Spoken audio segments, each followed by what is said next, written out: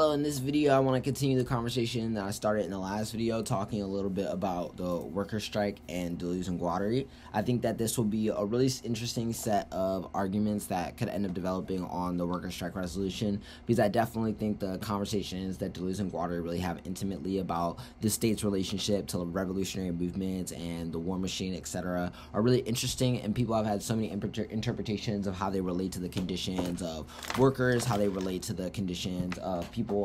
across various types of like identity grids and like subject positions, etc. And I definitely think that it's a really interesting conversation to really have in the context of the workers' strike, because it really asks the critical question of what should the relationship be between like movements and resistance strategies and the state, and where should the line kind of be drawn and stand for what that relationship kind of constitutes, and what like that recognition really does as a process. And so I think that if this is really your first time turning into Deleuze and Guattari, I would definitely go back and watch the intro to worker strike and Deleuze and Guattari video, because I definitely think that it's a really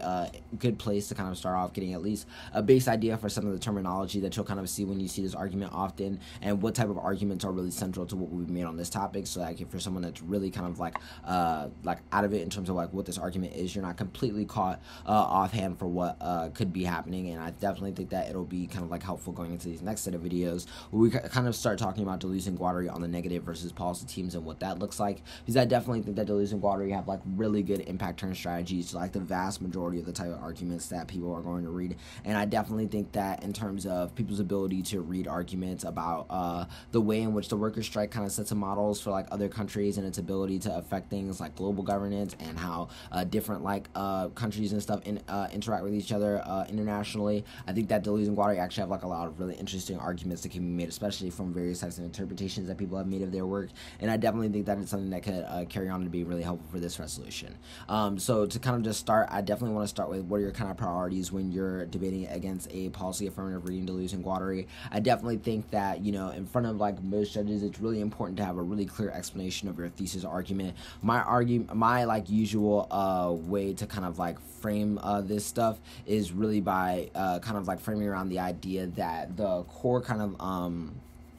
the core arguments that you really want to make about like why the state is kind of like put in a certain relationship to the war machine, and why resistance has to like orient itself in a particular way against the state is necessitated by the kind of like a way that the state is able to monopolize and control space and time through its relationship to various types of resistance movements. And so I think that at the very beginning of the debate, especially against affirmatives that are going to go down this route of kind of reading more like modeling based impacts, I definitely think that that's kind of where I want to focus like a lot of this video on, the context I'll mostly be talking about. And I think against those affirmatives, having a clear, concise explanation of like what the kind of like core kind of like value that you think that the 1AC is kind of in model using in order to create and force kind of like a global change in relationship to the affs change in governance is exactly where I think a lot of the offense can really be put and like buried really deeply. So like for instance, I think like arguments about why the recognition of the workers' strike extends itself to being able to get other countries to like model democracies and stuff like that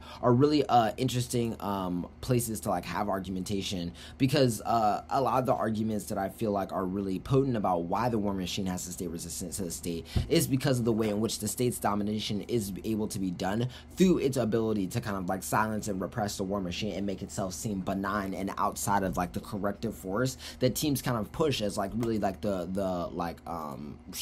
core reason of why things like liberalism and democracy are so good. I feel like a lot of the arguments that people are really geared to making in terms of like why the state is good and why liberalism is good is about like self-correction. And I feel like the kind of like war machine thesis, or the argument that you really want to make in terms of why their understanding of the war machine makes it impossible for them to be able to have the AF be an endorsement that does anything other than extend like U.S. hegemony or like governmental hegemony in general, and just the power of the sovereign, is through the kind of ability to be able to like repress these other forms of resistance through subtle forms of like recognition, inclusion, etc., all of which are powerful forces in the repression of like violence. I think that if you kind of like take this a step even further, when you transition a lot of this advice into what you should be doing on the framing portion of the debate, I think a lot of it is really trying to understand and get across to your judge that basically the kind of investments and the reasons for why we're able to justify what types of like policies we go through with the state are extremely important to the ways in which those those policies end up being implemented and the way the conditions are changed based off of them, I feel like a lot of the arguments that you can make then are kind of like continuing along the lines of being able to set yourself up for diversifying your link arguments and other offense by being able to win, that the recognition of the worker strike or the ability to incorporate it into the state's apparatus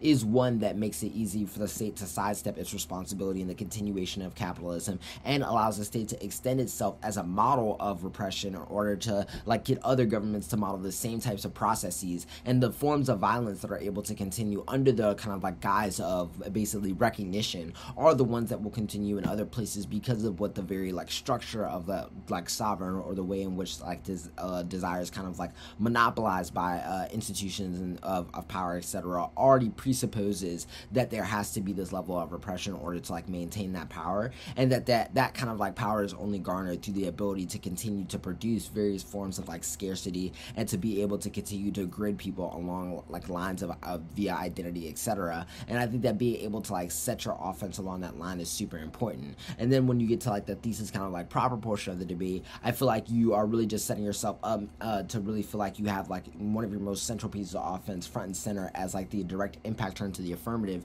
And once we get into like kind of like the next video, a lot of the questions are just like, how do you diversify the link arguments from that kind of like original top level thesis concern? And I think that it's possible, definitely depending on the types of impacts that people are going to read for this type of resolution, because I feel like at like a top level thesis, you'll always have this kind of like independent piece of offense against the plain text in a vacuum. And so I feel like a lot of the other link arguments that you're really giving yourself room for are places to really make specific arguments about their advantages and to really force them to defend all of the portions of the affirmative, and then all of the arguments that you're making about like why the state's recognition is particularly violent or why it produces a relationship that doesn't allow for that corrective force to exist in the first place makes a lot more sense because of the ways in which you're showing it through the various forces that are implemented via the affirmative, whatever that be, in terms of whether it be like a global modeling argument, a climate-based argument, or anything that kind of has to do with what the worker strike is really in relationship to. Hopefully this video will be helpful, and hopefully you'll be able to look at and listen to the rest of the Deleuze and Guattari videos. And yeah, thanks as always for tuning in.